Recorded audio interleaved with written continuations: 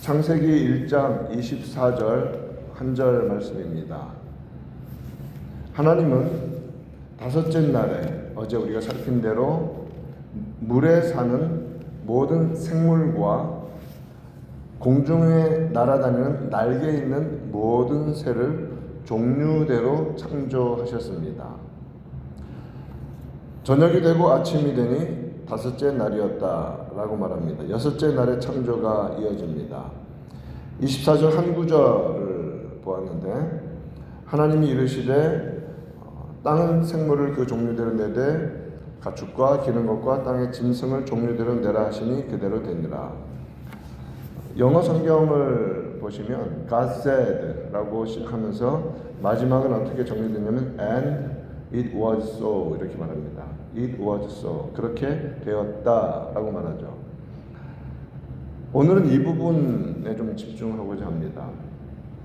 하나님이 말씀하시니 하나님이 이르시되 하나님이 명령하시니 되었다는 겁니다. 이 문장 구조는 여러분 익숙하지 않습니까? 이게 반복되고 있거든요.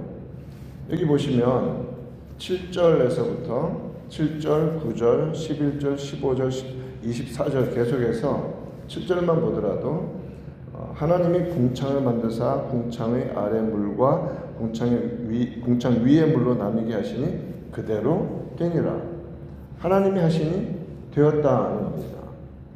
이러한 구조로 계속해서 창조의 날들이 이어져 가고 있습니다. 하나님이 말씀하시니 빛이 있었습니다. 하나님이 말씀하시니 윗물과 아랫물로 나뉘어서 그 사이가 대기권이 형성이 되었습니다. 하나님이 말씀하시니 바다와 육지가 나누어졌습니다. 그가 말씀하시니까 땅이 풀과 채소와 나무를 내었습니다. 하나님이 명령하시니 말씀하시니 하늘의 궁창에 이 온 우주에 해와 달과 별들이 한순간에 지금처럼 창조되었습니다. 이쯤에서 우리가 질문을 한번 해야 되죠. 믿으십니까? 말씀하시니 지금 우리가 살아가는 모든 환경이 다 되어진 겁니다. 말씀하시니 하나님께서 말씀하시니 물들이 생물을 번성하게 내었고 순식간에 공중의 새들이 날아다녔습니다. 물에서는 물은 생물을 내라. 또 이제 보면 그 24절을 보면 땅은 생물을 내라라고 말하는데 공중의 새는 그냥 나타난 거죠. 날개 있는 모든 새를 그 종류대로 창조하시니 이렇게 됩니다. 그러니까 물은 내고 육지도 내는데 공중은 새들이 있게 하신 겁니다. 그대로 되었습니다.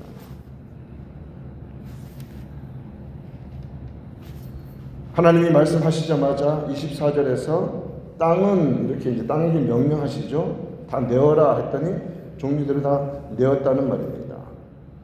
오늘은 이 부분 하나님의 말씀이 능력이 있다는 것에 우리의 마음을 다시 한번 믿음으로 고백하며 나가기를 바랍니다.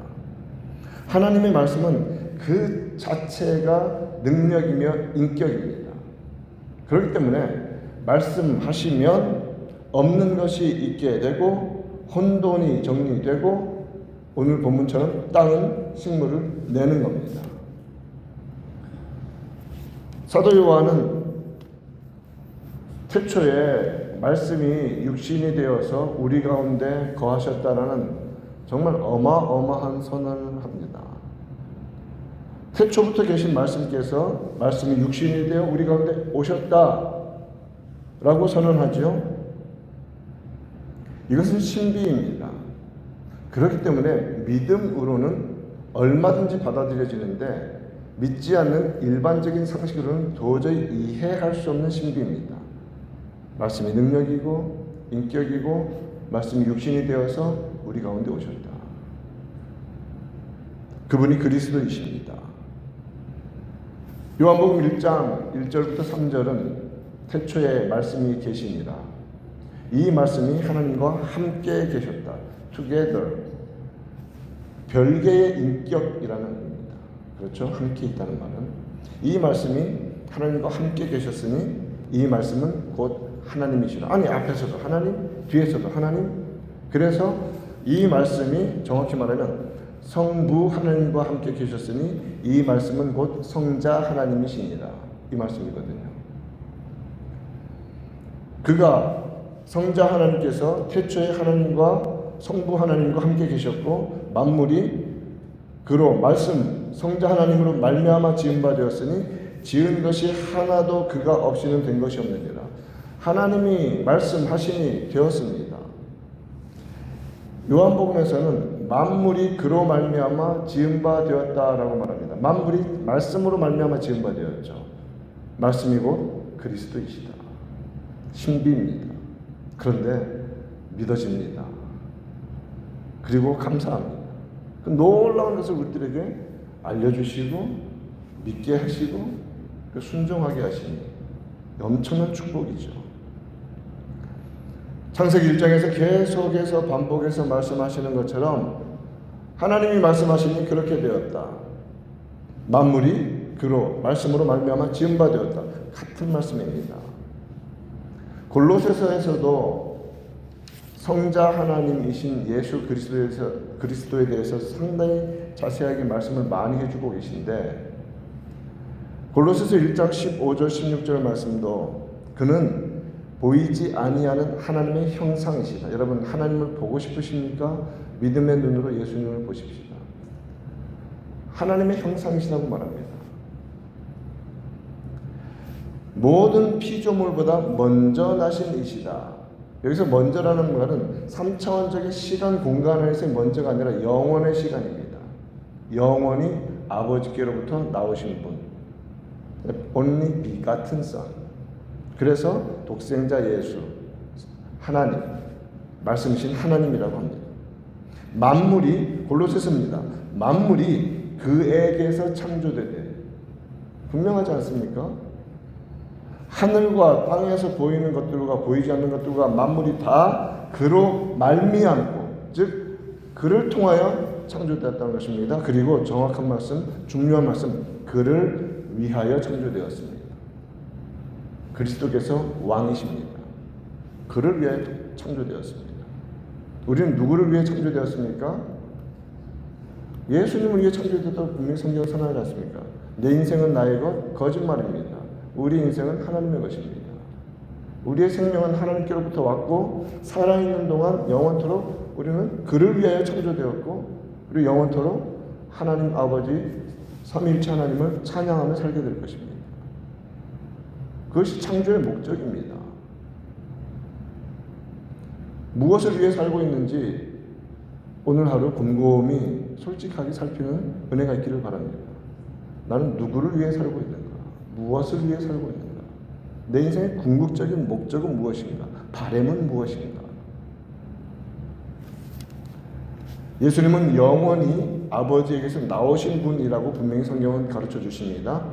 그래서 예수님은 아들로서 아버지에게 영원토록 순종하십니다. 그 순종하심의 최고가 어디냐면 십자가였습니다.